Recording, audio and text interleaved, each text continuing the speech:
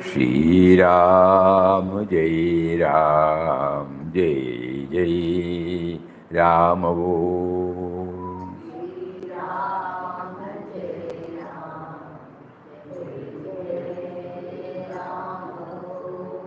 Shri Ram, Jai Ram, Jai Jai Ram.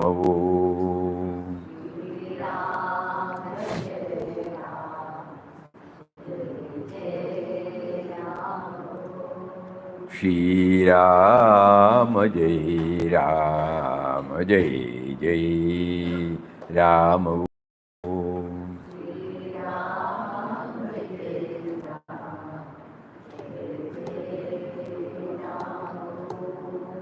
Shri Ram, Jai Ram, Jai Jai Ram.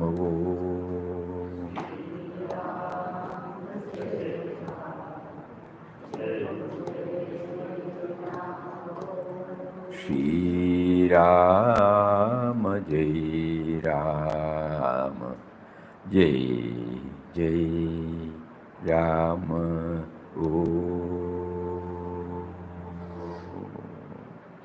Om Shri Ram, Jai Ram, Jai Jai Ram. Hari Om to everybody.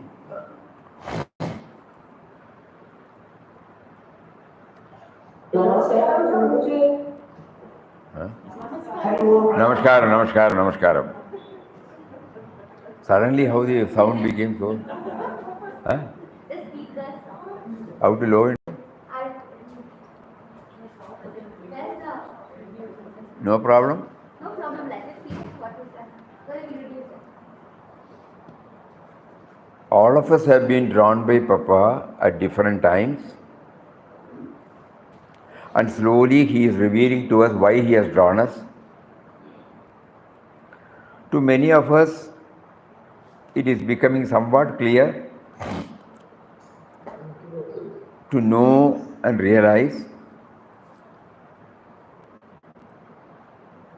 the presence of God within and without, who has been with us, who is with us. And the sense of individuality functions because of the power behind it. And whatever the sense of individuality does, it is because of the supreme will of that power.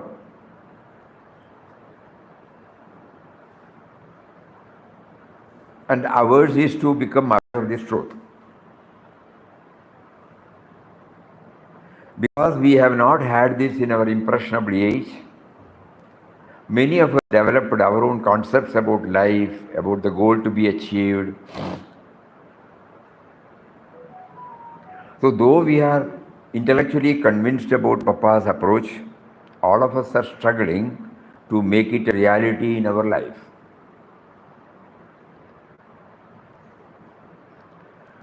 So Papa is also now prompting us to concentrate upon those aspects which are the roadblocks and how to gradually, slowly remove the roadblock and to keep us always aware of the goal to be reached. In this context,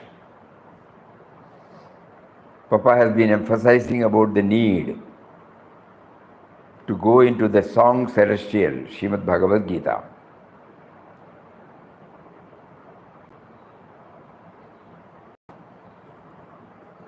Bhagavad Gita is a big book having about 700 slokas. Most of us don't have any idea about Sanskrit language. So it is not possible for us to go through the entire 700 slokas and to learn something from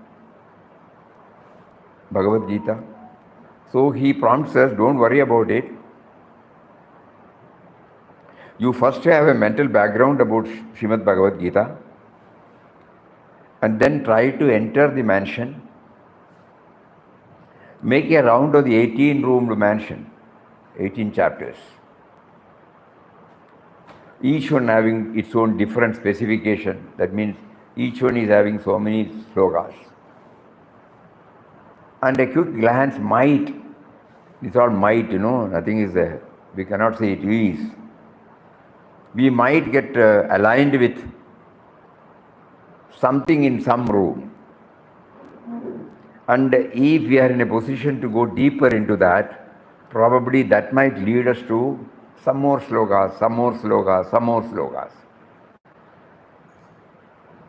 And the theme of the sloka will directly and indirectly help us to move faster to the goal set by Papa to all of us. That is remembrance, remembrance and remembrance of Him, for which we are chanting God's name. So all these things will help us to make our chanting more and more effective.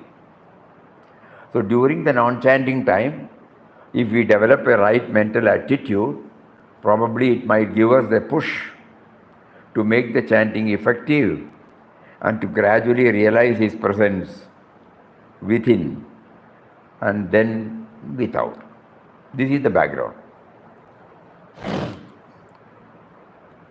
As it is not possible for people like us who don't have any academic background to talk about Gita, what is attempted here is an overview. Whatever that He prompts us to lay our hands, we try to pick it up, that's all. And let us see how He leads us. So from today onwards, we will make a trial. And probably today we may have to satisfy ourselves with the introduction, probably to 1 or 2 chapters if possible, if time permits. But what we would request is, we don't want any portion to be covered in a particular day. All those things we have been trying to put it in the form of a PowerPoint presentation so that everybody can read also. And we will not just move from 1 to 2, 2 to 3, 3 to 4, no. We will have a pause moment. If anybody would like to throw more light on any of these or needs some more clarification, it should come out, so that it is not a one-way traffic. The purpose is not to cover Bhagavad Gita. The purpose is to move toward the goal Papa had set for us. So with that in view, we should go through one by one. The introductory part we will cover in one go, and then again come back to the introductory part. So first we will have a quick run of this introductory part. It might touch, kindle, motivate, prompt something in us. So Srimad Bhagavad Gita overview. When we start this, we remember there is a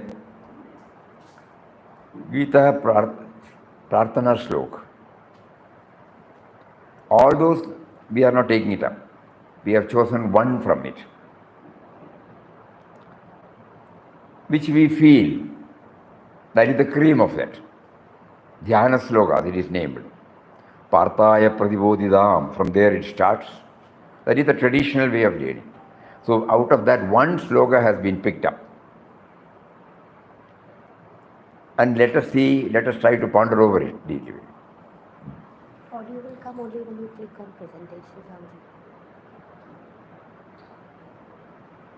Sarvopanishabhoga Gopalanandana Madhvatsastudhi Bhokta Duktham Geetamrutam Mahatu.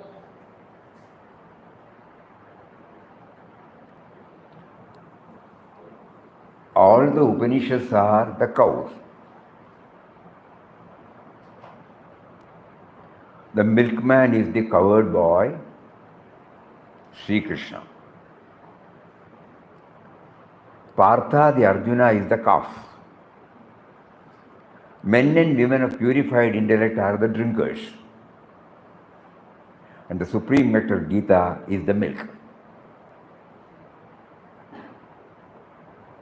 essence of all Upanishads.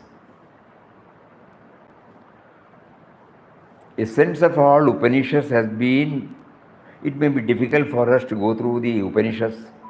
There are so many Upanishads. Click the next one, will go like this. Huh? Click this one, the next one will come. When you click this one. It's all right. So there are so many Upanishads. We have no idea about all those things. So the Lord Krishna has been kind enough to bring out the extract of almost all Upanishads.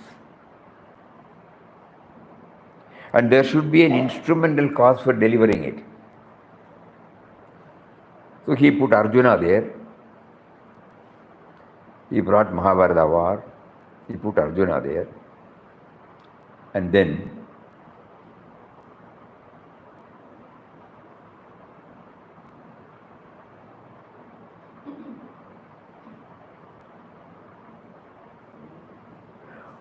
who will be able to enjoy it?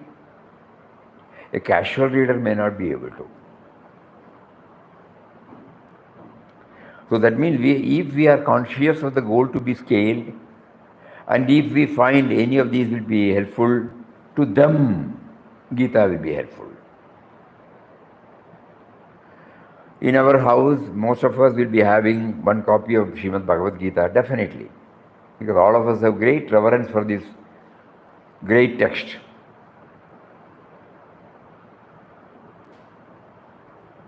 But how many of us were able to go through any of the slokas? Even though Papa himself has written the book called Gita Sandesh, a brief, concise summary of the entire 18 chapters.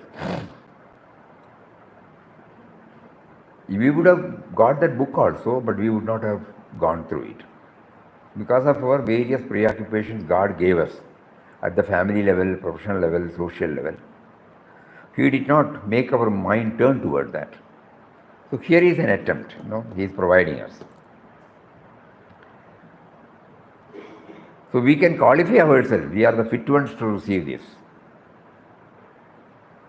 So all the Upanishads are the cows, the milkman is Sri Krishna, Partha Arjuna is the calf, because unless the calf goes nearby, the milk will not come to the udder. There should be an instrumental cause. And men and women of purified intellect are the drinkers, and the supreme nectar Gita is the milk, Amritam. Is everybody clear about that? Kindly Yes, think. Swamiji. Swamiji. No. Yes.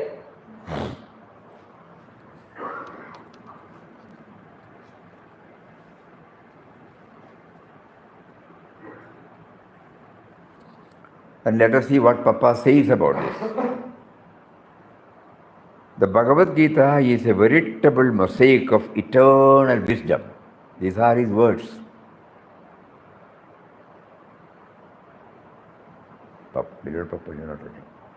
It has not left unsolved a single problem pertaining to the conduct of human life, both in its spiritual and physical spheres.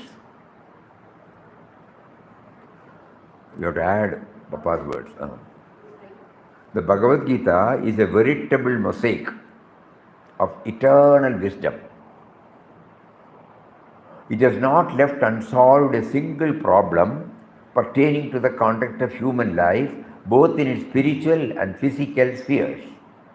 This introduction will help us. It is not for academic knowledge that we are learning. Something which is addressed to the man on the field.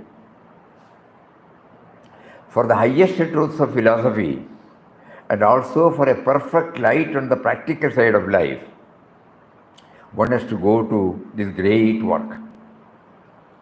Papa is asking us to have this mindset when we approach Bhagavad Gita. Normally, the traditional way is to chant, to learn by heart. There is a chanting session. We all, for children we say chanting competition. On Gita Jayanti Day, we make everybody to do that. This is not what is intended for us here. Those may be relevant and valid for certain segments. For us, no. Because we, after the program, we are going back to our own family, our own field of profession, our own field of society. And so, where there, how can I improve the quality of my life? This is, I am asking my question. And does Gita help us? This is what Papa here promises. It has not left unsolved a single problem pertaining to the conduct of human life, both in its spiritual and physical spheres. For the highest source of philosophy, and also for a perfect light on the practical side of life, one has to go to this great work. The message of the entire Gita is to reveal harmony and identity of the soul with God and of God with nature. The message of the entire Gita is to reveal the harmony and identity of the soul with God, individual soul with God. My sense of individuality and the power behind it. The power behind it within us, and also the power everywhere. If that harmonized relationship is built, we get answer for everything. Not only with me, but also with the rest of the world. Beautiful expression of this. How does Papa introduce? The message of the entire Gita is to reveal the harmony and identity of the soul with God and of God with nature.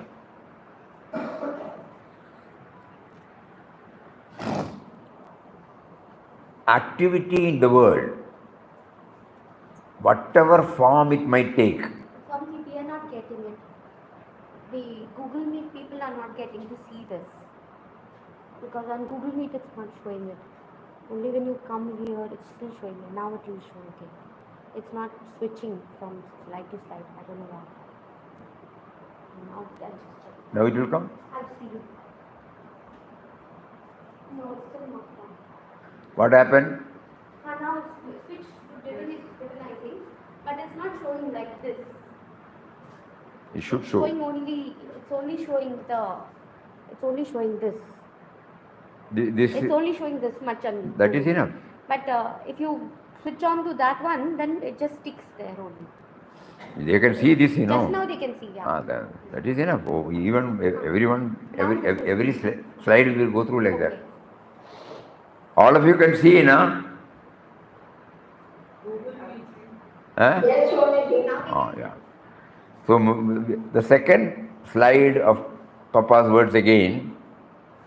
Activity in the world, whatever form it might take, as circumstances and conditions demand, is not a thing to be shunned or renounced. Huh? When we say make it big, like it was before, I said then they can't see it. Today we will put up, tomorrow we will see. First time, We are trying, this is the trial run. But somehow you cannot see, So that means, Papa here emphatically says, activity in the world, whatever form it might take.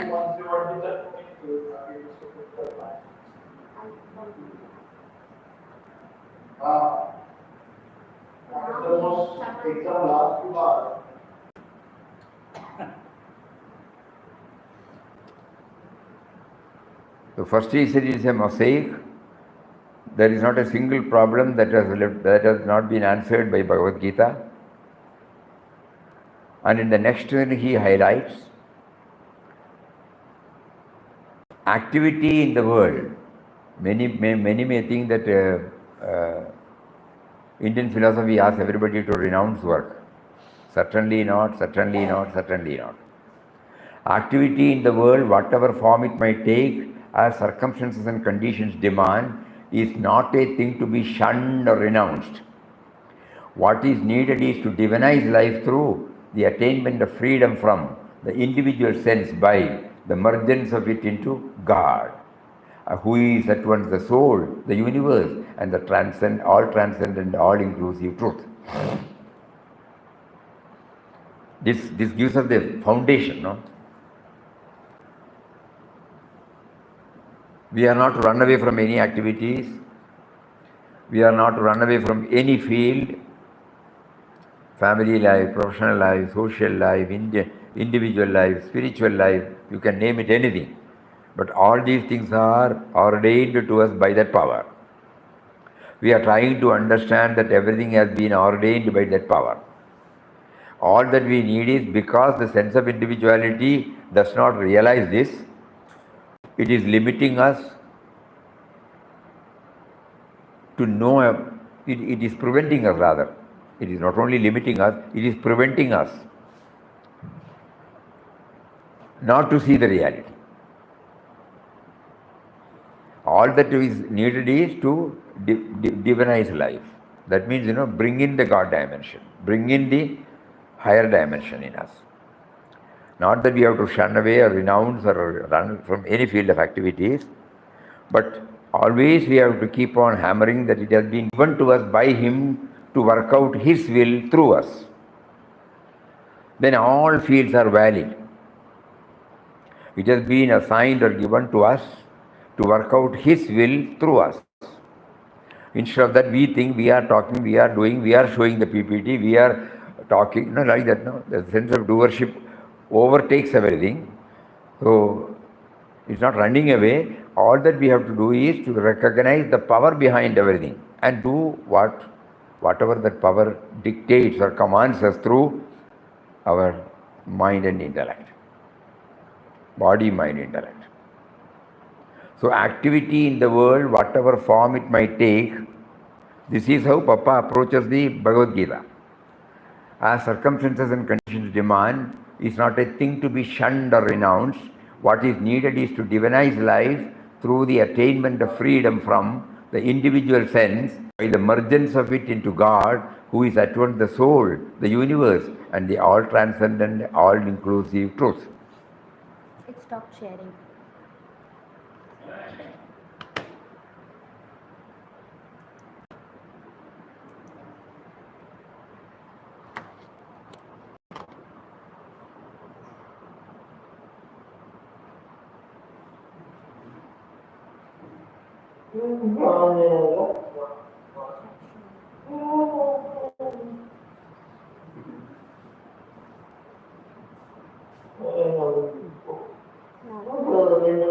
I mute the person.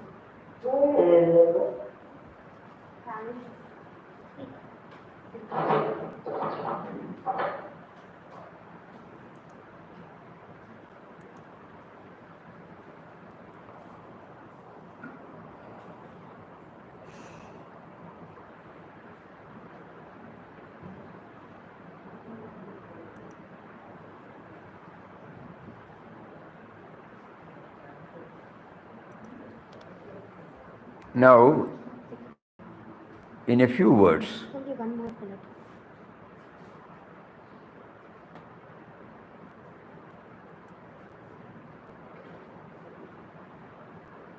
again Papa gives us in a capsule form about the contents of the Gita. After this, we will go through the earlier two ones, so that we will remember something of it. According to Papa, finally, when we leave, what should it mean to us? Spontaneity of life, born of an egoless purity and innocence, and a consciousness of immortal freedom, and a condition of perfect divine ecstasy and peace, is the one supreme note and refrain of the voice that rings through the Gita. Even if we forget everything, if we remember this, probably it might definitely give us some guidance. Spontaneity of life, born of an egoless purity and innocence. Normally, when we react to events and individuals, it comes from our recorded, memorized concepts, Suppose we see a person, immediately a prefix and suffix come, good or bad. Anything and everything. We put a label based upon what we have already given that label. And that is why we are unable to see the truth behind everything. It comes and it colorizes. Many a times we have repeated the words of Swami Chinmayanandaji. When you see the world through the goggles of limitation, the world seems to be finite. Through the goggles of limitation. How do we see? So here Papa says spontaneity. In anything and everything, spontaneity born of not impulsive. That is also called spontaneity. But spontaneity of life born of egoless purity and innocence. Spontaneity born of egoless purity and innocence. And a consciousness of immortal freedom. Freedom from all my own concepts. I have presented myself. I have brought out an image of myself, and that image comes before me before I react to events and individuals. I am not free from that. So here Papa says, and a consciousness of immortal freedom and a condition of perfect divine ecstasy and peace. He is behind us, He is behind the very image. The moment our name is called, our image comes before us. The moment we see a person, we see an object, we happen to handle a situation, what comes out first is our image. And that is our biggest problem. We are not seeing everything as they are, but as colorized by us. So Bhagavad Gita, according to Papa, is that it gives us some clues to make our life grounded on spontaneity of life born of an egoless purity and innocence, and a consciousness of immortal freedom and a condition of perfect divine ecstasy and peace. This is the one supreme note and refrain of the voice that rings through Gita. Every chapter,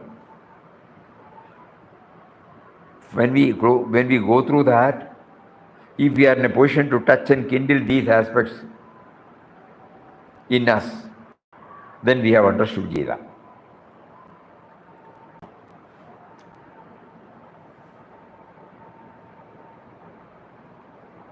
Three things. Spontaneity of life born of an egoless purity and innocence, number one. Number two, a consciousness of immortal freedom. Number three, a condition of perfect divine ecstasy and peace.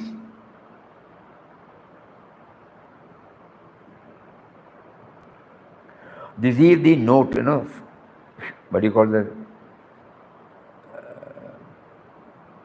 It may not be perceptible, it may not be visible for the naked eye, but when we go deep into it, these are the three things that are there, that are echoed in all these 18 chapters.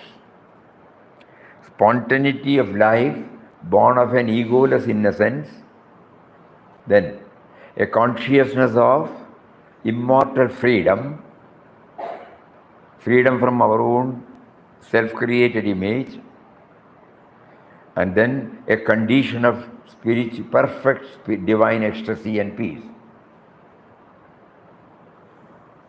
So go back again. First we said about the extract from all Upanishads.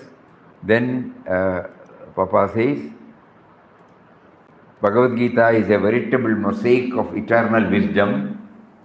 It has not left unsolved a single problem pertaining to the conduct of human life, both in its spiritual and physical spheres, for the highest truths of philosophy, and also for a perfect light on the practical side of life, one has to go to this great work.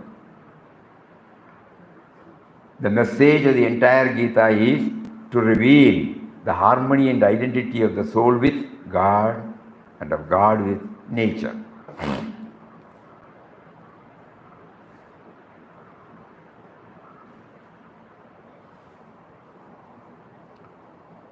So this is the first, it is addressed to us on the work. We may be family people, we may be working people, we may be social beings, we may be serving a spiritual institution like Anand Ashram. We call it all of us as the sevaks there. All of us are working. So this is directly addressed to us. Everywhere we have conflicts. So naturally we need something to get over the conflict and move towards the goal.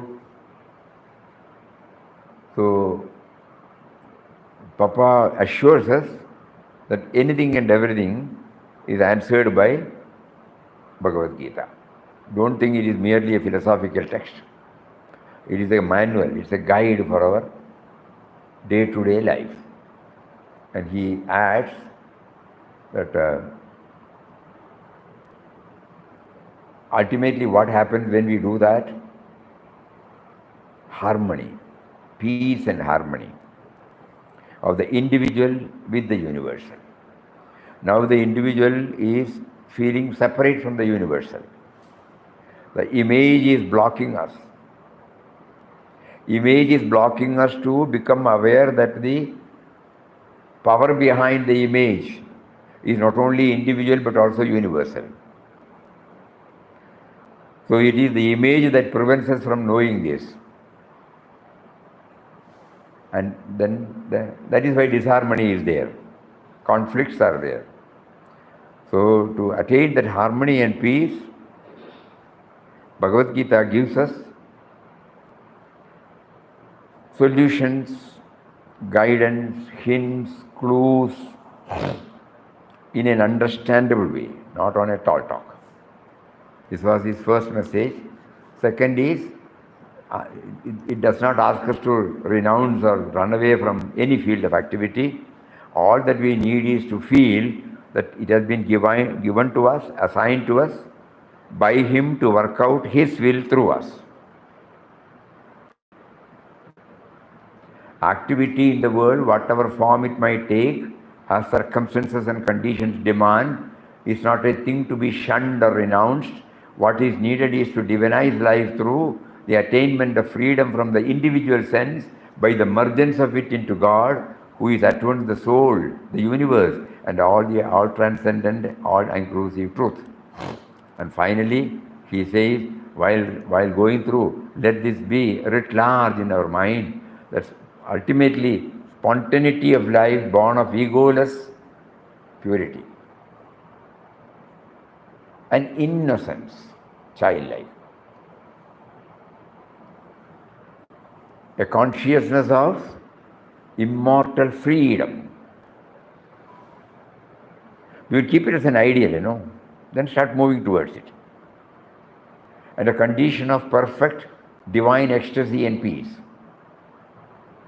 This is the supreme note and refrain of the voice that rings through the Gita.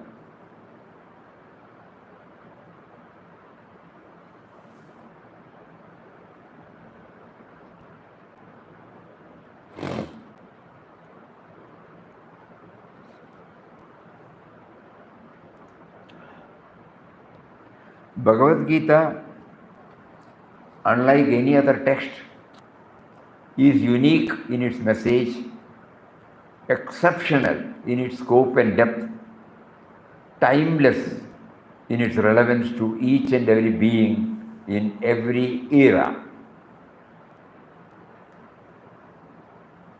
Bhagavad Gita, unlike any other text, is unique in its message, exceptional in its scope and depth, timeless in its relevance to each and every being in every era. 5,000 or 6,000 years ago, we were told, this was given out by Lord Krishna in Kurukshetra. But we are in now 2025. Even today, all of them are relevant.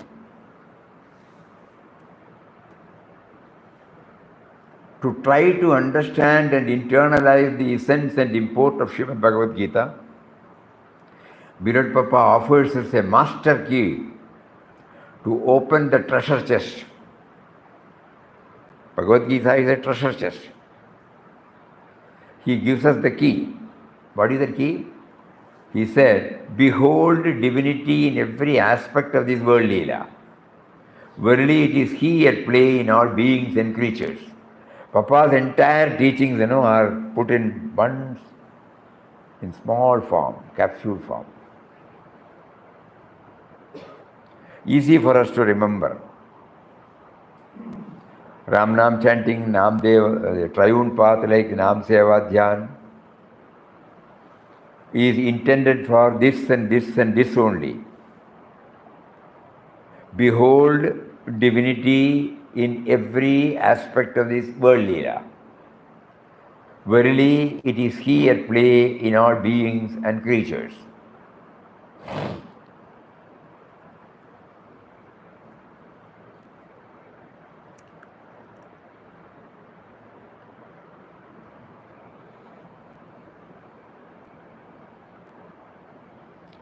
So everything is there, everything is His. We are unable to understand because the image does not allow us. I am talking, I am doing, I am showing, I am hearing, I am enjoying, I am suffering, I am losing, I am gaining. This is the language which we know. But Papa says, actually, the image has come only later.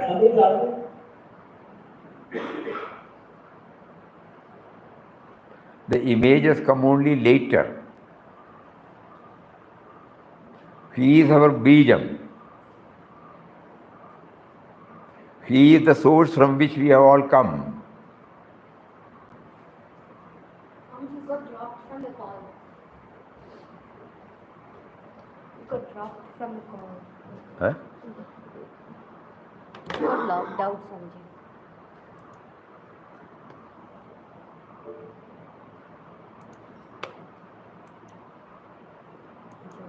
Because of what? I don't know, Sanjay. Okay, it's all right. Connection was lost. Oh, I'll keep this later anyway. Coming. Oh, that's fine. I forgot to mute it. Oh, back again.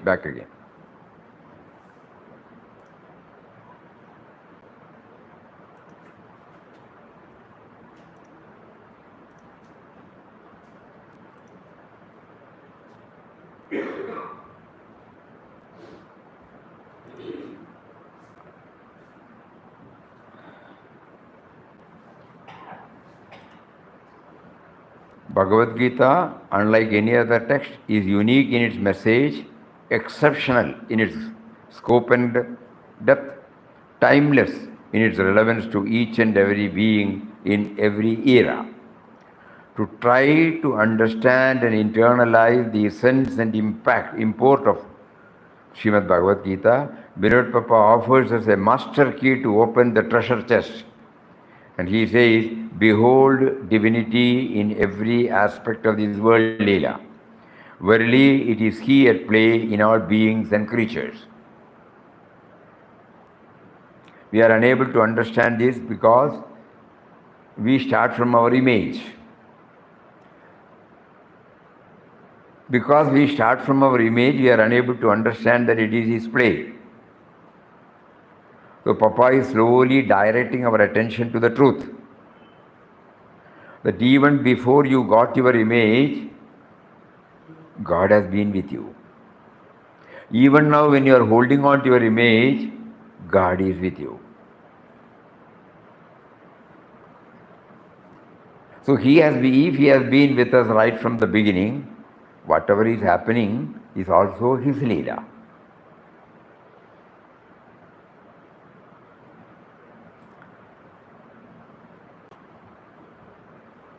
Here we remember Papa's words that go to your origin, where from you have come, where from everything has come.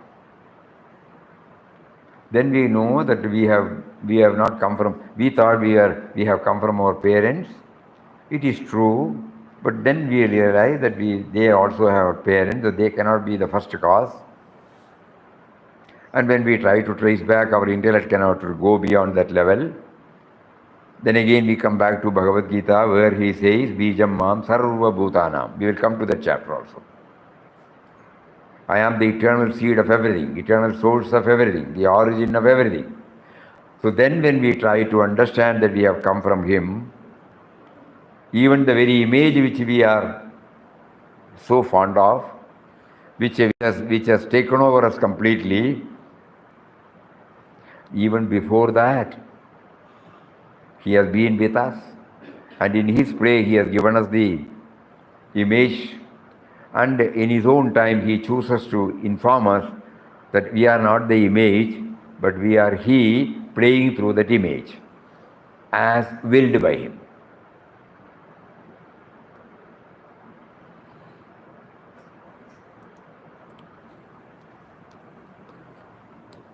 So when he says about Leela, Vanamali, in her famous textbook, in a classic Sri Krishna Leela, she brings out this theme, beautiful. It might help us about the Leela of the Lord. What is the world we live in and the life we lead here? According to Bhagavad Gita, the whole of life is indeed the Leela of the Lord, in which he himself is the hero and the villain, the actor and the audience, the director and the producer, the song and the silence, and even the very stage on which the drama is enacted. It is by a large mobilization of his Prakriti, his energy, his will and power, that he manifests himself in all this multiplicity. Then the question arises as to why he allows himself to get caught in the web of his own creation. Can the spider be trapped in its own web? So prior to our getting the image, we have come from him. And he must have a definite purpose of sending us here. When we totally identify with our image, naturally whatever we are experiencing now, it is a reality to us. But here a clue is given. If we are to find out the divinity behind everything, that means the one thing we know intellectually, that we have come from that unknown source called God.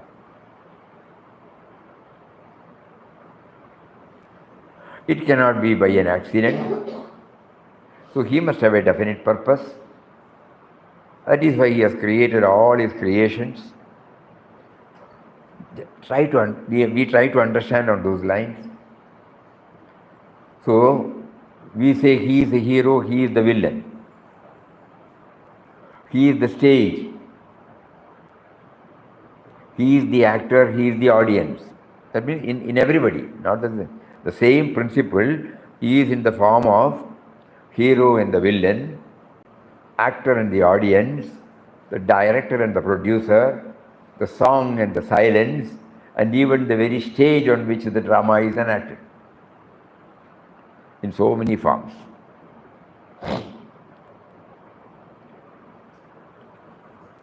It is by a large mobilization of his Prakriti, his energy, his will and power, that he manifests himself in all his multiplicity. Then the question arises as to why. Why we are, suppose now we understand intellectually, we believe the words that we are he playing the role of an individual. As a family man, as a professional man, as a social being, as a sevak in ashram, as a tivra sadhaka, in whatever way.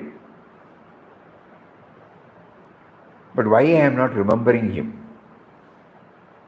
So the question is, then the question arises as to why he allows himself to get caught in the web of his own creation? Can the spider be trapped in its own web?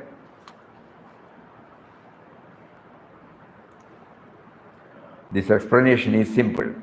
Very simple to read, very tough to assimilate, unless we keep on going with our sadhana. The best actors, this we can understand. The best actors are those who can completely immerse their private lives in the personalities of the characters they are portraying. You must have definitely seen movies. Nowadays something else. In TV, serials, no? So there we know, celebrate, actors are there. When they immerse themselves, how do they excel in their acting? They become one with that character they are portraying. So here he says, the explanation is simple. The best actors are those who can completely immerse their private lives in the personalities of the character they are portraying. So also in the cosmic drama, the supreme actor has to forget his true nature, allow himself to be caught in the web of his own maya. If he is to completely and satisfyingly enact the different roles. We must have shared this for the sake of new people. We will repeat that. Many decades ago, we also saw one drama. Its title was Sambhavami Yuge Yuge by Cho in Chennai. The theme is, the Lord is there in the Ksheerasagar Shayana, no? He is lying there. Narada goes and says, you lead a happy life here, no? You say you are all powerful. It's a satirical drama. You are all powerful, you can do whatever anything. I challenge you, take a birth as a human being in Chennai and see whether you can get yourself freed from the corrupt practices. So the Lord says, what are you talking? I can do anything. Come on, let me see. I give you a challenge. So the Lord from Vaikuntha comes and then takes a human birth and then goes through so many things. Wherever he goes, you have to pay money to get this, to get that, to get this, to get that. So he refuses to pay money. Finally, he was jailed. So Narada goes now. You were tom-tomming, I can do this. What happened to you now? Okay, now it's all right. What has happened has happened. Now if you want to get out of the jail, you have to bribe. And finally, Lord says, yes, you bring somebody, I will pay money, and then So that why we remember that, the actors were portraying exactly, we were one with the theme there. He was trying to make us aware how powerful are the corruption practices. He said that finally the Lord says in a satirical way, I can redeem the whole world except Madras Corporation. I cannot do anything. So that is how the drama ends. So here he says, Finally, Bhagavan bribes. Bhagwan also bribes. Bhagavan, yeah. But that's a drama, no? The idea was to tell about the severity, the cancerous growth of corruption. I'm talking about in 60s, not now, six decades back. So the idea is only what we are trying to understand. The explanation is simple. The best actors are those who can completely immerse their private lives in the personalities of the character they are portraying. So also in the cosmic drama, the supreme actor has to forget his true nature, allow himself to be caught in the web of his own maya, if he is to completely and satisfyingly enact the different roles. He becomes the king on the throne, the beggar in the street, the murderer about to be hung, and the victim lying in a pool of blood, as well as the judge pronouncing judgment in the court. He is the sole actor, sole enjoyer, sole experiencer oblivious of his divine origin, submerged in the role. He is playing, laughing, crying, dancing, singing, living and dying. In one of the chapters, Bhagavan says to Arjuna, you think you are going to kill, I have already killed them. You are only a nimittam. You are nimittamatram bhavasavya. So these are all the ideas that is being brought out. Everything is preordained, pre-designed. In computer language, what do you call? Pre-programmed. Which fact we should know so that the image will not arrogate and assert. Very difficult for us to accept, but we will now try to accept it as a principle and try to slowly realize it. This is the essence. So an avatar comes in order to free the jiva from this complicated web of divine origin and enable us to realize our own nature. The Lord through Srimad Bhagavad Gita repeatedly conveys this theme in so many ways. That he is the sole actor. Everything I am. In 10th chapter, 11th chapter, you will find he is bringing out a list, So we are trying to now slowly understand by an overview, we are trying to, the central theme is that he is behind everything. Behold divinity in every aspect of this world, Leela. It doesn't mean we have to keep quiet. We have to play our role as efficiently, as excellently as possible. In other words, it is surrender from it. About surrender, he is asking. In other words, surrender. Whatever way we take it, we are trying to understand that whatever is happening in a pre-programmed, predestined, pre-planned. Whether our intellect agrees or not, that is the truth. Why we say so? Because we have not come because of us. We have come because of him. And if he has sent us here, he has got a definite plan to work out through us. And he is making us to do that. So the entire Gita is this. To know that only we have been asked to go through this. Then only we will be able to understand spontaneity of action born out of egoless purity and innocence. Because we will not, as he prompts, we will say. The prompter, in a drama or even in movie when they are acting, a prompter will be there with the dialogue. He will be closely watching the actor and giving him instruction as to what his bodily movement should be, what his facial expressions or body language should convey. And the very dialogue, the prompter behind, whom we will not see. Similarly, he is the prompter who is now at the moment making us to read these words, to do exactly what we do. This has to become a reality in our life, every moment of our life. How to do that? We have all been struggling with Ramnam. Now probably he might give us some more clues through this overview. According to Ekanath Ishwaran, he was also a great exponent, Bhagavad Gita is a map and a guidebook. It gives us a systematic overview of the territory of me, shows various approaches to the summit with their benefits and pitfalls, offers recommendations, tells us what to pack, what to leave behind. Beautiful. This is also another clue. Before we approach Gita, all these things will help us. The Bhagavad Gita is a map and a guidebook. It gives us a systematic overview of our life. That is the territory. Shows various approaches to the summit with their benefits and pitfalls.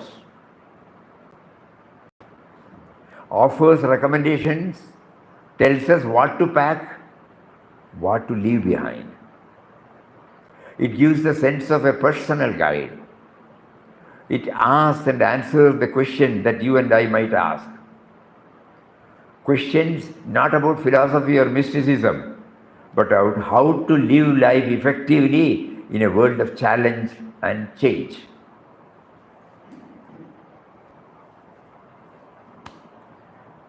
Unknowingly, when we approach Bhagavad Gita, it becomes a text for us. We are concentrating about the textual content. Thematic, we have not understand. So this is what we are trying to. Papa is leading us now. You approach Bhagavad Gita with this mindset. Not to master the text, not to reproduce on the forums. No, that is not our intention. Beautifully, questions not about philosophy or mysticism, but about how to live life effectively in a world of challenge and change. The Bhagavad Gita is a map and a guidebook. It gives us a systematic overview of life, shows various approaches to the summit with their benefits and pitfalls, offers recommendations, tells us what to pack, what to leave behind. It gives the sense of a personal guide. It asks and answers the question that you and I might ask. Questions not about philosophy or mysticism, but about how to live life effectively in a world of challenge and change. Swamiji, Oh. what to pack and what to leave behind, itself tells that we are tourists. Eh? We are tourists. We are tourists. Correct. In whatever way we like. You see, each one can form their own opinion.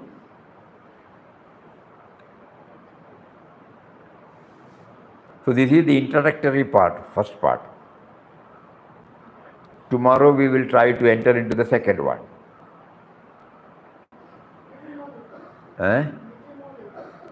No. Before that, we request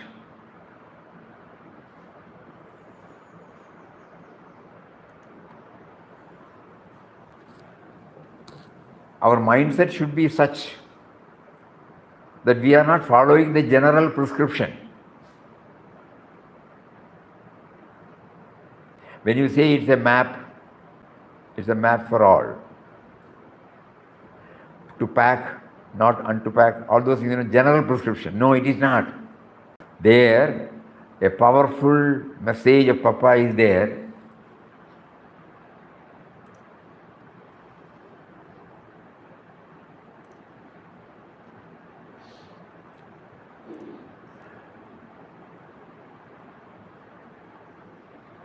With that, we will close today's. Very powerful. As sadhakas, we must always keep this in our mind.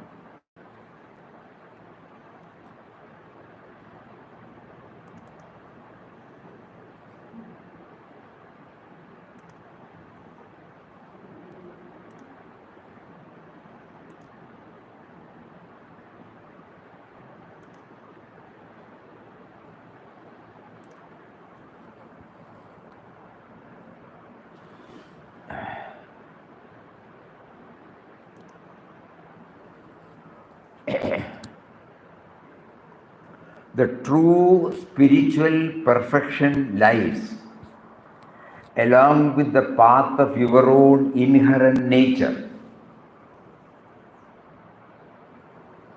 You have to develop your individual uniqueness so that the divine power and glory may be revealed in you, expressing themselves in an original way. All these are priceless quotes. Because all of us are following some instructions, We have not reached anywhere. 20 years, 30 years, 40 years, 50 years, 60 years we have been following. Where are we? Were we able to know that the image is blocking us because we are trying to follow. Here Papa emphatically mentioned this. The true spiritual perfection lies along the path of your own inherent nature.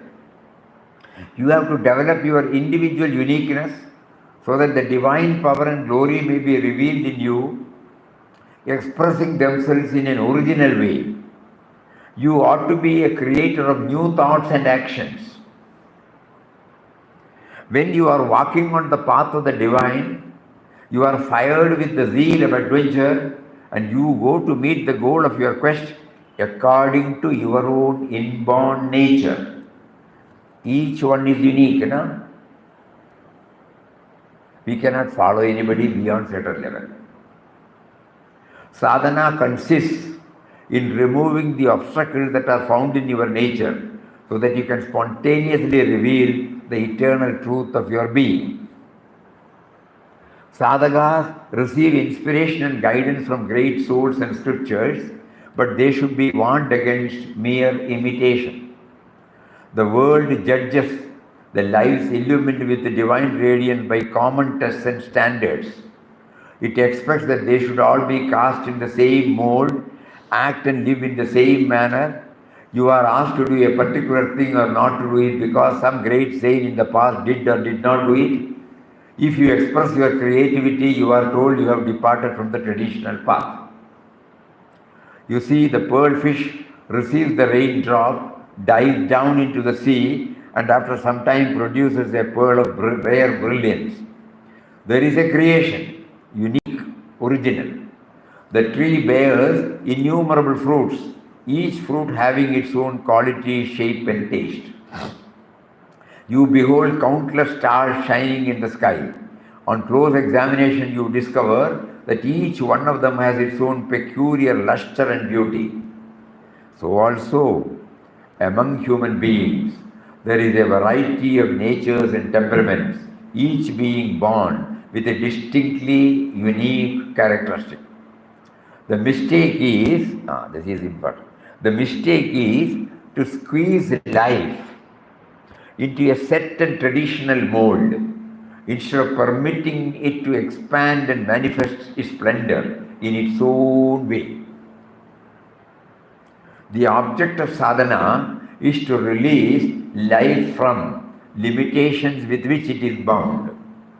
It is a process of elimination of impurities, stiffness, narrowness, and that have clogged your being. Your battery is running low. When your time is okay, it's all right. The object of sadhana is to release life from limitation with which it is bound. It is a process of elimination of the impurities, stiffness, narrowness that have clogged your being, and the revealment of divine knowledge, power and love so that you may shine as a unique expression of truth. So Papa clearly gives us, when we approach Bhagavad Gita, we try to go in an original way. Our own original problem, original conflicts. Then we will be able to find out the answer. Otherwise, our answer will not be ours. It will not be for ours. We will be simply guided by the words expressed by somebody to somebody.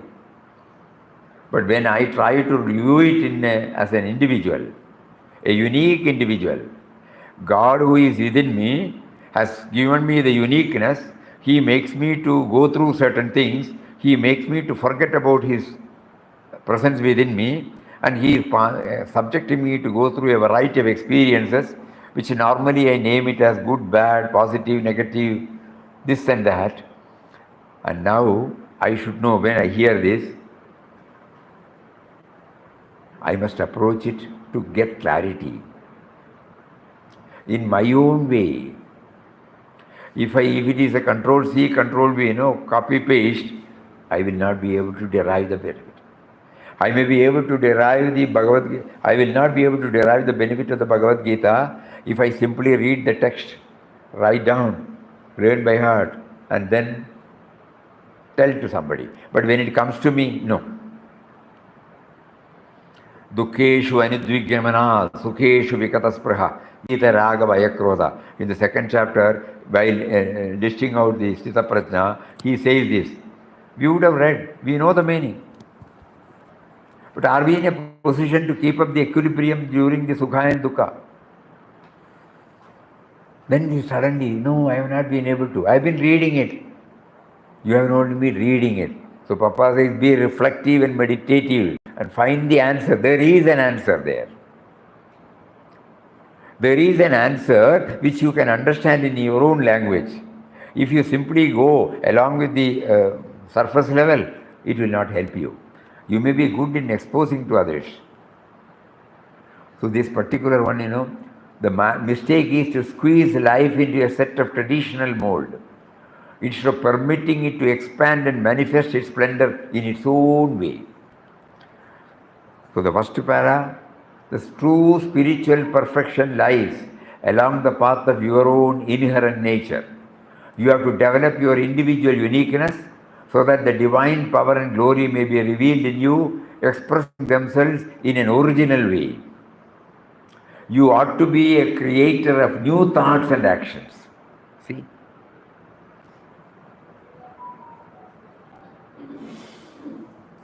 Yoga karma sukaushalam. In Bhagavad Gita it will come. All these things will come there. Dexterity in action, efficiency in action is yoga. Efficiency in action means not that we know from our own experience. When we bring it out in a unique way, then only we will be able to shine, excel others. We go along with some instruction, then bring it our own dimension in it, and then we find it is a fulfilled activity.